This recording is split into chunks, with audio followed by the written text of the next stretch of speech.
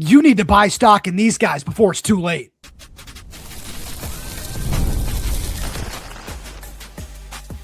You are Locked On Huskies, your daily podcast on the Washington Huskies, part of the Locked On Podcast Network, your team every day. Welcome back into another edition of the Locked On Huskies podcast. I'm Roman Tomashoff. That's Nick Lemkau, and today's episode is brought to you by FanDuel. The biggest stage in world soccer is here. Let there be goals on FanDuel. Visit FanDuel.com to get started now. And Nick, we got a really fun show coming out. All those everydayers out there on this Friday, where we can't wait to talk about the 5-for-5 rule, how that's going to impact Washington as that happened about 2 minutes before we decided to press record on this. So that'll be really fun, because our big plan for the day, and we're so excited to dive into this, is we want to project Washington's biggest breakout stars of the 2026 season.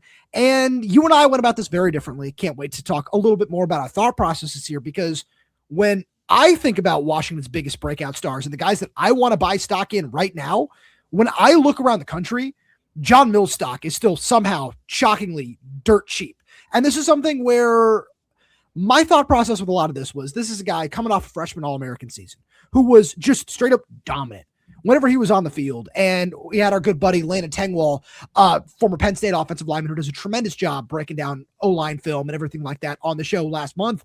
And he comes on here and, takes the words right out of yours and my mouth, because I know this is a conversation that we've had off air of, hey man, this guy's gonna be a first round pick one of these days. You look at what that dude is doing right now and how physically dominant he was right away along the interior of the offensive line. And this is a dude who, by the end of this year, in my opinion, is going to be sitting really high on those way too early 2028 mock drafts, especially once he kicks out to tackle for the 2027 season. And on top of that, I think he's got All-American level potential this year, and is just somebody who, not even just on the field, you look at the personality that dude brings off the field and just how much fun he is to be around, and just how, whether it be the coaching staff, the social media team, the players, how everyone seems to gravitate around John Mills. And then you look at how well his name is known on a national basis, and it's shocking where that is right now. I definitely agree with you. He certainly has a name to be heard around the nation. I mean, his production last year speaks for itself. 589 blocking snaps. He allowed just 12 pressures total, according to Pro Football Focus, and 0 sacks as a true freshman. It's what earned him that freshman All-American status after the season. And you mentioned just his kind of presence as a person in the locker room. It's really infectious with this team. We saw it a lot this spring, and he's also vocal about the goals of this team. He said this offseason they want to win the Joe Moore Award. And that, when you hear that from an offensive lineman, a starter who's going to be only a true sophomore, saying that in front of the media, that speaks a lot about the mentality that this room has at the offensive line, the depth they have, the talent. And he's certainly the leader in that group. So one thing on top of that I think is perfect and important, plays into everything you said. He doesn't turn 19 years old until like the middle of the season. Mm-hmm. And I think that's something that, it can't be understated in all of this, because it just hit me as you were saying that. Like, yeah, this kid just turned 18 about 6 months ago, and this whole program is already looking at him as one of the biggest voices and leaders and faces of this team.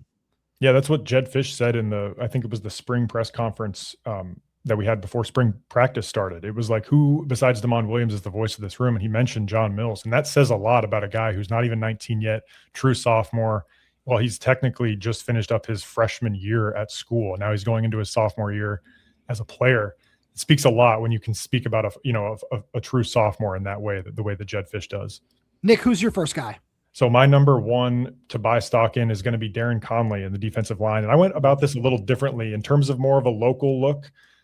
Darin Conley's not going to have the national perception that a John Mills will. But when you look at the defensive line at Washington, this is a group that brought in a lot of transfers last season and elevated their level to be one of the top run defenses in college in the Big Ten last season. I think Darin Conley can step in and do a similar thing the way that an Ontario Thompson came in last season from Western Michigan and elevated the production up front. He was my number one player in terms of the spring when we talked about like my most impressive players of the spring. He had 2 back-to-back pass breakups in the spring game. One of them almost was a pick six. He had 25 pressures last season at Ball State, started all 12 games. He's played in 24 games, brings a lot of experience to this group. And when you need a veteran to kind of step in alongside a transfer like a Deshaun Watts, I think Darin Conley really has a high ceiling for what he can be, especially when you pair it with the way that Ryan Walters has been able to take some of this talent out of the transfer portal, immediately turn it into production the following year in his first year as a defensive coordinator. I think Conley is just the next guy in to take that jump up front. No, I absolutely agree with you there. And I think one of the biggest things where I really like your thought process and where you're going is twofold. One, you talk about the pressures and you talk about the pass rush. That is, as you and I have talked about endless times on the show at this point, that is one of the most important points of emphasis for this team as a whole this season. If you want to take that next step forward, you need to find more pressure. You need to find more of a presence from pass rushers, especially along the interior of the defensive line. And I think that, you know, when you look at the way that these defensive tackles were brought in through the transfer portal, there were specific roles in mind for each of them. And Darin Conley is absolutely that dude where of the three players, we've seen the most upside from him as a pass rusher in one way or another. And I was really impressed with what Deshaun Watts gave in that light during spring practice. And I can't wait to see what Kai McClendon might be able to bring to this rotation as well. But in terms of the impact that Darin Conley brings, I think he was very underrated in that department coming out of the transfer portal when he first arrived at Washington. And I think he was very, very impressive during spring practice. Yeah, high ceiling kind of player that is coming out of the MAC, which is a conference that doesn't get the recognition that I think, you know, a lot of talented players come from. You look at an Ontario Thompson who came from the MAC out of Western Michigan, and he was drafted. Like the way that Coach Walters has been able to take some of these under recruited, like lower profile players and turn them into high production guys in the Power Four. I think Conley can fit that mold again with his quickness. I don't think as quick as a player as Thompson was, but similar in that sense that he can create a lot of havoc up front. I agree with you there. I want to move on to my number two guy here, where again, you and I looked at this from very different perspectives. I think another dude who could blow up nationally in just a really, really fun way, the more you think about it, is Zaydrius Rainey-Sale, because this is a player who last year, when you dive into the film from what he was able to give you on a snap count coming off the torn ACL, another player like John Mills, who's on the younger side, where he didn't turn 18 until November, I want to say it was. He is somebody who brings so much speed and athleticism and energy to this front seven that in a bigger role, especially with what we heard from Xe'ree Alexander and Ryan Walters during spring practice, that this is a guy who can't just play inside linebacker, play outside linebacker, but can play some nickel for you as well. A player like that with, you know, again, the local ties, with everything like that, I think that if he played all season last year, we would be talking about him as a fourth freshman All-American on this roster.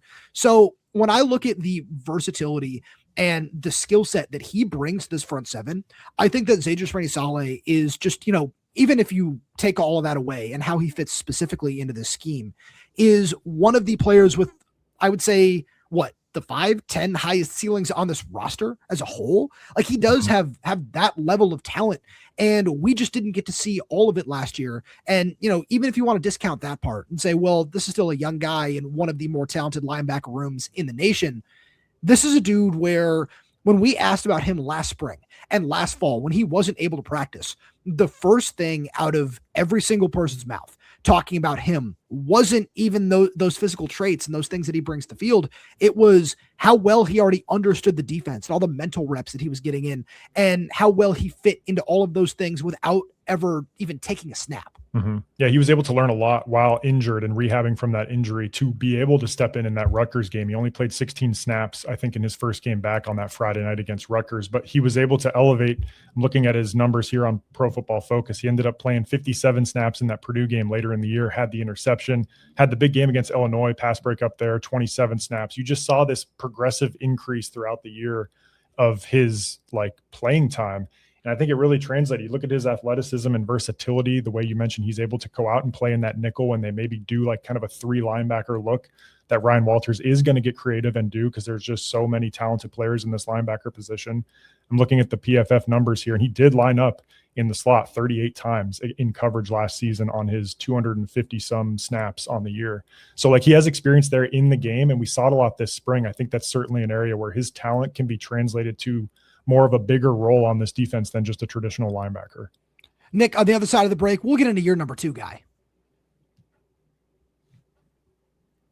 First, we've got a message from our good friends over at FanDuel. The biggest stage in world soccer is here, and every match feels like it has the potential for a memorable moment. One goal can completely change the energy of a game, shift momentum, and alter the outcome in an instant. That's what makes tournament soccer so exciting, from the opening whistle to the final kick. Now, FanDuel has given fans another reason to stay locked into every match with every goal pays. Bet on a match and get bonus bets for every goal scored in that match. More goals mean more bonus bets. All you have to do is turn on your token, and you're going to have just a treat on this Friday in terms of goals scored, because we got France and Norway, Kylian Mbappe, Erling Haaland. This could be one of the highest scoring games of the tournament with those two guys who have just been absolutely tremendous throughout the tournament. And the best news of all of this is you get to benefit from each goal scored from the opening whistle to the final kick. Let there be goals on FanDuel. Visit FanDuel.com to get started now. All right, Nick, the floor is yours. Who is your second guy that you think is going to break out this fall? So I'd buy stock in Jacob Lane at the edge position. And I think that the reason for this is because last year, as a first-year starter going into his second season, he did lead the team last year in pressures with 35 and tackles for loss with 8.5. He also had 4 sacks. He was tied for the team lead in all those categories. So he was productive last season. But one of the things that he talked about improving on was turning some of those pressures into more tackles for loss and more sacks. So what I went and did is I just looked at some of the top players in the Big Ten last season. Danny Dennis-Sutton at Penn State had a 15.9% pressure rate.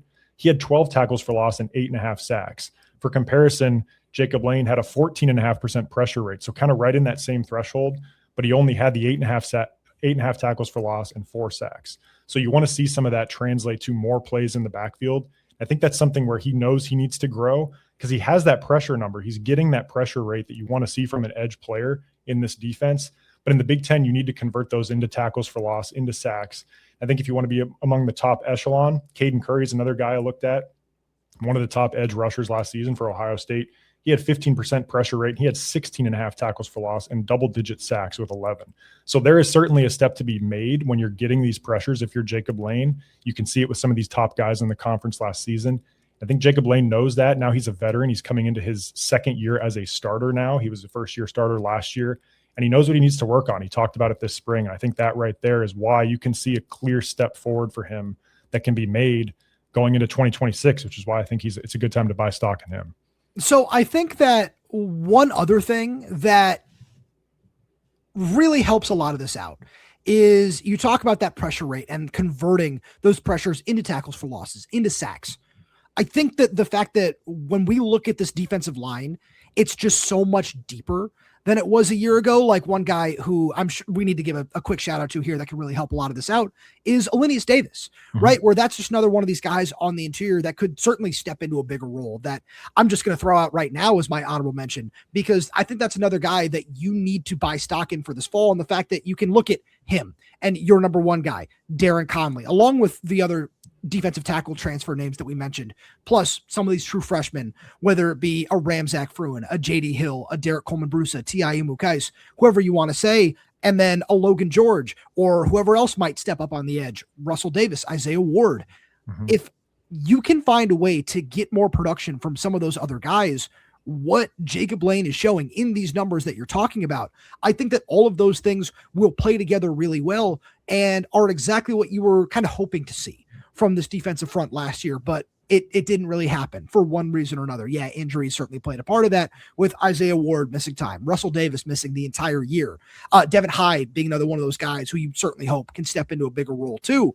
But I think the way that it all fits together and the depth and the talent that we saw during spring practice every single day is something that at the end of the day can help benefit a guy like Jacob Lane when it's not just, oh, okay, the plan is to not let this guy beat you. And yeah, if he gets a couple of pressures, that's fine. You can step up this way or roll out that way. That's the plan, because we haven't seen that same level of pressure from player X or player Y, whatever.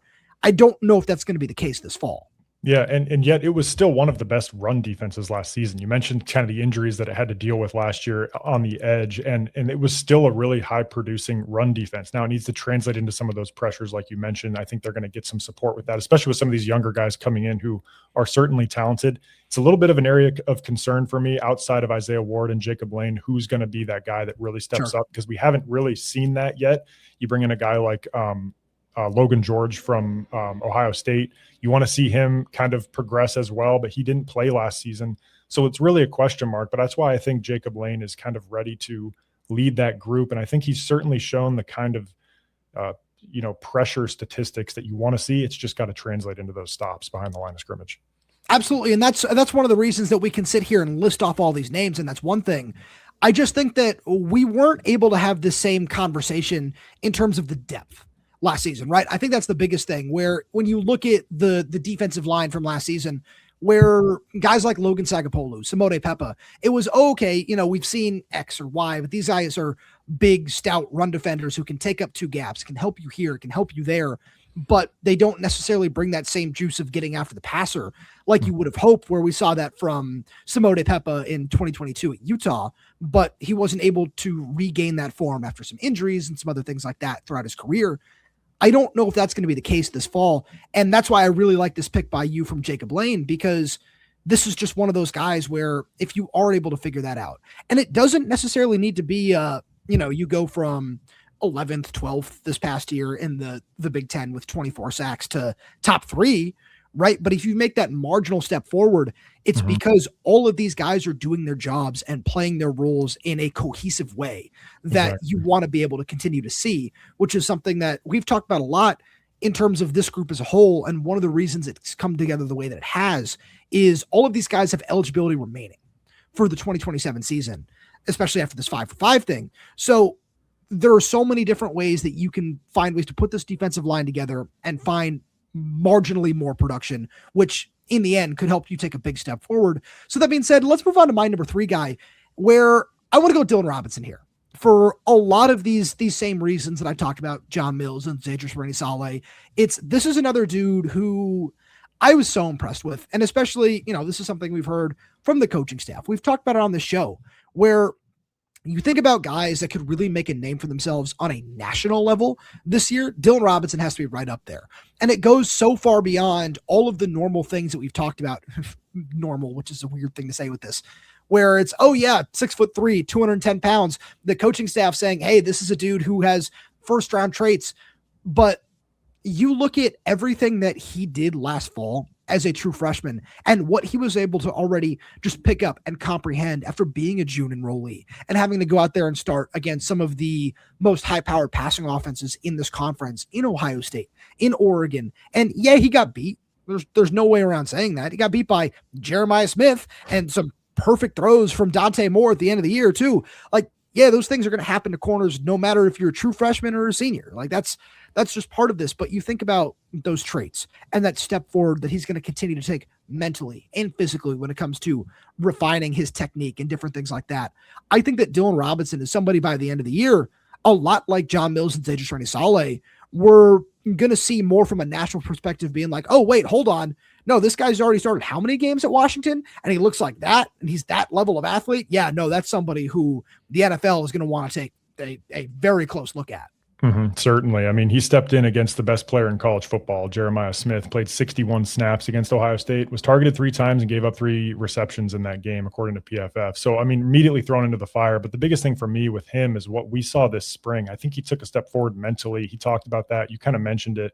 But just understanding what he's seeing on the other side of the ball and how it relates to how he needs to play and what he needs to anticipate from his position. Because last year, one of the things that he did struggle with was that yards after the catch allowed, was giving up long receptions. I think of all the kind of main players on that defense in coverage, he gave up the most yards per reception. It was like 13.9. So that's an area, again, he was probably targeted more frequently because it was a first-year starter. So there's a little bit of inflation there. But he was giving up a lot of yards. And I think this spring, we kind of saw him take a step forward in terms of how he approaches playing coverage. And I thought he played really well. He got beat a couple times this spring, but you could see he quickly adjusted and then made up for it with an interception later. There was a scrimmage where he did just that, got beat on a sideline throw and then had an interception later on. Had that great awareness interception in the spring game. So he's making a lot of plays that tell me that he's adjusting to this level that he needs to have as a true sophomore starter when this coaching staff says that he has NFL draft potential, even though he's only going into his second year. Nick, before we move on, who's your final guy? So my final player, I'm going to the offensive side of the ball. I'm going with tight end Baron Naone at 6'4", 263 pounds. And I think that the reason you want to buy stock in him is because what he brings to the position as a two-phase tight end, something that I think can open up this offense in a different way than what I think Decker DeGraff can bring. I think Decker DeGraff is more of that pass catching kind of agile type tight end that you really want to see in some of these passing situations. But Baron Naone is someone you can bring out there and be a proficient blocker and also make things happen in the passing game. The thing that stood out to me this spring is how he tracks the football like a receiver. He almost looks like Decker DeGraff when he's making these catches, just as fluid, just as understanding of his route concepts. He understands where his feet are. There was a really nice back shoulder play he had right in front of me at one of the practices, kind of making that acrobatic type catch near the sideline. For his size and for what he's able to do in the blocking game, to have someone that can step in as a pass catcher and make things happen in a positive direction for this offense is really big. And I think Baron Naone really brings that out, kind of like what Quentin Moore was as a blocker. I think he brings that blocking presence, but he adds to it with this receiving presence, what he can bring as a pass catcher. And I've mentioned it multiple times on this show. Washington's third leading receiver, both years that Jedd Fisch has been the head coach, has been a tight end. It's likely that a tight end is going to be highly utilized again this year. And I think Baron Naone is certainly someone, because of his two-phase ability, that could be in that category this year. I love where you're going with that, because when you talk about tracking the ball, I think back to what tight ends coach Jordan Paopao said about him during the spring, where it's not just like a receiver, it's from his background playing baseball and doing so as an outfielder as well. And I think that's something where one of the most common routes that I feel like he was targeted on throughout spring ball was on that seam route up the middle that Washington liked to run Decker DeGraff on throughout his freshman and sophomore years. And if, you want to put two tight ends out there on the field, the fact that both those guys can be those true threats for you over the middle of the field, and especially because we've seen and know what Decker DeGraff can do after the catch, I feel like there are a lot of different ways to utilize a guy like Baron Naone in the offense. So I'm very excited to see what his elevated role might look like during fall camp. But Nick, let's switch gears here, because the 5-for-5 rule is officially in place according to the NCAA, and that could be a huge deal for Washington. And we'll get to that right after a message from our good friends over at Odoo. Running a business shouldn't feel like you're trying to connect a bunch of systems that were never designed to work together. One app for accounting, another for inventory, another for sales, and somehow none of them talk to each other. That's where Odoo comes in. Odoo is an all-in-one business management software that brings every part of your business together in one powerful platform. From sales and accounting to inventory and marketing, everything works in one place, helping your team move faster, stay organized, and focus on growing the business instead of managing software. The best organizations know that success isn't just about talent, it's about having everyone working towards the same goal, and that's true in sports just like it is in business. That's why we're spending so much time talking about the defensive line and how all of these pieces fit together in such a unique way. When you think about some of these freshmen like Derek Coleman-Brusa and Tiayu Mukais and how they're going to mesh with veterans like Jacob Lane, like Darin Conley, you can tell that this is something that Washington has had a vision for, stuck to it, and now you're seeing the results because everyone was working from the same playbook. Great organizations win because operations matter, and that's why you should get Odoo. Try for free today at odoo.com/lockedon. That's odoo.com/lockedon. So Nick, literally right before we pressed record, it was, oh, look at that. The 5-for-5 is coming down. And it's something that we've heard Jedd Fisch talk about that could certainly be really beneficial for Washington. And you and I were kind of sitting here saying, well, who specifically is going to be the biggest benefactor of this? And for me, the first name that comes to mind is Landen Hatchett. Yeah, I think Landen Hatchett's a great example of this because he played 120 snaps in 2023 as a true freshman, and he's got over 1,200 snaps now going into his 2026 season. So if he's able to get that additional year of eligibility, you look at some of these linemen that are coming in, like a Reese Russell, who this staff has expectations that he could play early. Yeah. Now you have a Landen Hatchett that could potentially play one more season. Look at what that would do for the development of a guy like Reese Russell, who has such a high, could learn under a guy like Landen Hatchett, who could start one additional year just to make that transition a little bit easier on the offensive line. I think that's really what this 5-for-5 rule, the most significant piece of it, is how it's going to help with the transition of getting these recruits ready to play. Because we've seen a lot already. These freshmen are coming in at Washington. They're playing immediately, and they've been hitting on a lot of them. You look at a Desmond Roebuck, a John Mills, players that have been able to come in right away and make an impact. But that's not always going to be the case. Sometimes these players that are high profile that this recruiting staff is bringing in, they're going to need a year or two to get to their full level. And so when you have this 5 for 5, I think just some of these veteran players, getting them another year of eligibility will make that transition all the more easy. I think it's easy to see that now with Landen Hatchett, what that could provide for the offensive line going forward. No, absolutely. I love where you're going with this because I think that Reese and Landen are much more similar than some people might realize.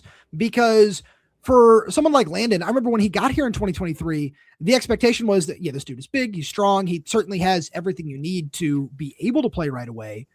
But you don't necessarily need him to, where Mateo Mele was going into the 2023 season as the starting center. Obviously, he gets hurt and his season's over. Parker Brailsford moves over there and is nothing short of tremendous. Landen Hatchett needs to step in and play a little bit of guard, a little bit of center at some different points during the year, and then gets really unlucky and gets hurt, and obviously had more bad injury luck in this past season with the broken wrist and everything like that. And I think he's very similar to Reese in the regard of this coaching staff absolutely, as you're saying, like you can just tell by how hard they pushed for him and what other programs are involved, that the general thought around the nation is this dude can play early and play right away when you look at these 35 offers from some of the nation's elite programs. And so I think that if Reese is ready to play, awesome. Who's going to be mad about that, right? Especially when you look at this coaching staff's track record with playing young offensive linemen. However, if you don't need to force a young offensive lineman into the mix before they're ready, especially at center, why are you going to do that? Right? Like you don't want to stunt their growth. You don't want to potentially just have something bad happen, anything like that. So if he's ready, that's great. If not, the fact that this is available and this is something that Washington can hang its hat on is very, very important, and something that I think this coaching staff would be absolutely overjoyed by. And I think that we'd feel the exact same way. And, you ask anybody in the building that they'd give you the exact same answer about Xe'ree Alexander. Yeah, Xe'ree Alexander is another player that stands out. Just the way he was able to elevate his level of play going into the end of his 2025 season. If you were to get another year now with this 5 for 5, this is a guy that you want to have again to help the youth come into this linebacker room. We talked earlier about a guy named Isaiah Tokyo, who I think could be really talented in this linebacker room, but he probably has a year or two to develop under this talented group. If you can get an Xe'ree Alexander to start a game next to him, that makes a big difference in what this linebacker room and how those type of players can develop, because you have so much talent there, but you just don't want that drop off between when Jacob Manu leaves and you need to fill in other players, or an Xe'ree Alexander, now that there's this 5 for 5, if they both were leaving, now you have to fill these spots. I certainly think they could do it, but just to have that kind of buffer with a talented player like Xe'ree Alexander and just what he's been able to do, especially towards the end of last season, I really think that Xe'ree Alexander should be recognized more on a national level. This almost goes back to our first couple segments. He's a player that I think already has made a statement within the Washington, area, but in the Big Ten, and not only that, but on a national level, I think he's going to be a legitimate player on defense this year that should be recognized nationally.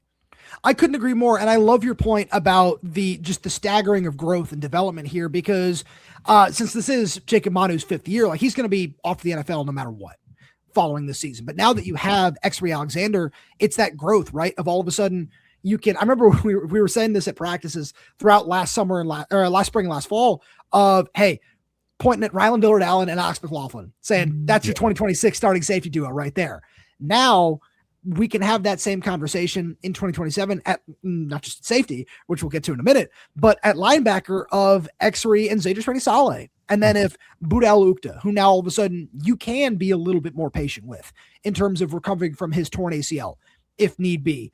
Donovan Robinson is another guy who could certainly work his way into that mix. You talk about Isaiah Tokyo, where I'm curious to see what the development plan is for Ramzak Fruin, where when we talked to Ryan Walters about him after the spring game, like, yeah, we're going to see how much weight we can put on him and probably leave him out on the edge. But if that's someone where all of a sudden you look at playing him in a similar role to Xe'ree, to Zaydrius Rainey-Sale, I don't think anybody's going to be mad about that. Mm-hmm. So there are so many different ways that this can be staggered out. And now all of a sudden you look at this group of linebackers you're bringing in the 2027 class in the Coach Twins and Titus Osterman and Isaiah Leilua. Like the way this linebacker room was shaping up before this, there was a potential path for one or two of those guys to play a lot early. And certainly this coaching staff is still going to do that if that winds up being the best option. But now you don't need to get these guys ready to play too quickly. If again, Donovan Robinson, Isaiah Tokyo, as you said, are guys that prove that they can step up and take that next leap in their development, whether it be this fall, next spring, anything like that. I really just like the way that this helps all of those groups. And, we just said it feels the exact same way at safety, where Alex McLaughlin is another one of these dudes where I have a feeling that he'll probably wind up going off to the NFL either way after the season, in terms of the way his stock is rising from things that I've heard from talking to some people behind the scenes. But I believe that if Alex does want to stick around for another year of college football, this is a dude who in 2027, we could be talking about as one of the 5-10 best safeties in the nation. I certainly agree. He's been extremely productive and able to translate that production from the FCS ranks into the Power 4 and immediately become a leading tackler. 93 tackles last season, played in all 13 games, played the most snaps of anyone on defense last season with 842 for Washington, led the team in stops with 38, had the highest tackling grade according to PFF, like just immediately coming in and playing at such a high level in his third year with a new system on defense. And now he's going into 2026. He finally has some of the same he's got the same scheme going into his senior year now at Washington in 2026. And if he were to get another year, that's 3 years now where he could potentially play in this defense again. And I think one of the most productive safeties in the Big Ten that maybe is not getting talked about as much. I know the safety room and the secondary we talked about on a previous show being ranked inside the top 25 in terms of like returning production and potentially what they could look like in 2026. I think McLaughlin leads that conversation because of what he's been able to do on the field and as a leader in this defense. Like you can just see it. He's vocal in the back end of this defense, leading younger players like Ryland Dillard-Allen. A big reason why he's been able to take a step up and potentially become a starter full-time this season in 2026, I think is because of McLaughlin's leadership in that regard. So yeah, if we're talking about a 5-for-5, if he makes the decision to come back, it again just helps that transition zone, getting some of these younger players ready to play early, getting them in a Big Ten weight room while they can develop and play a year later learning under some of these veterans like an Alex McLaughlin. So before we get out of here, I had one more thought that I think is very important to talk about. And it pertains to one of your guys to buy stock in Baron Naone, where I think about him. I think about somebody who I talked about on the show last week in Chris Lawson and several other players in the same regard of now all of a sudden, I'm very curious to see how this might affect rotations this fall, because all of a sudden you don't necessarily need to worry about red shirts in the same vein. And you look at Chris Lawson playing in 8 games and having 10 catches, Baron Naone playing in 7, 8, 9 games, whatever it was last season as well. I'm curious to see if we see a lot more of that from some of these dudes who, and Isaiah Tokyo, I think is a perfect example of somebody who before this, there's no way we were going to see him on the field because you want to preserve that year of eligibility and save that red shirt. But now, if that's a guy who, especially from the athleticism, the physicality we saw from him throughout spring ball, if that's a dude who makes an impact on special teams, like, hey, I'm curious to see what that might look like. Just some of these other guys, Elijah Durr was somebody who really popped during spring ball as well. It's going to be hard for him to make his way into the rotation. But if that's another guy where you just want to find ways to get him on the field, Mason James being a similar player in that regard, where all of these guys, all of a sudden, this can change the plans for so many people because you don't necessarily need to worry about, well, if he takes one more snap in one more game, we're losing a year of eligibility there and losing the whole point of developing a guy like that. I think the development is the biggest part of this. Like we talk about getting on the field and not having to worry about playing certain snaps or playing a certain amount of games in a year until the postseason. Like just in terms of what it does for not having to worry about the development part of it. Because if you get into a situation where you need to have a guy step in and burn a red shirt because you need him to play for injury reasons or whatever, you don't have to necessarily worry about what's it going to do for his development down the road. Now, because you can rely on this 5-for-5, play that additional year, and you don't have to change up your development process for some of these players, all the while they're on the field playing on Saturdays, getting that experience on game day.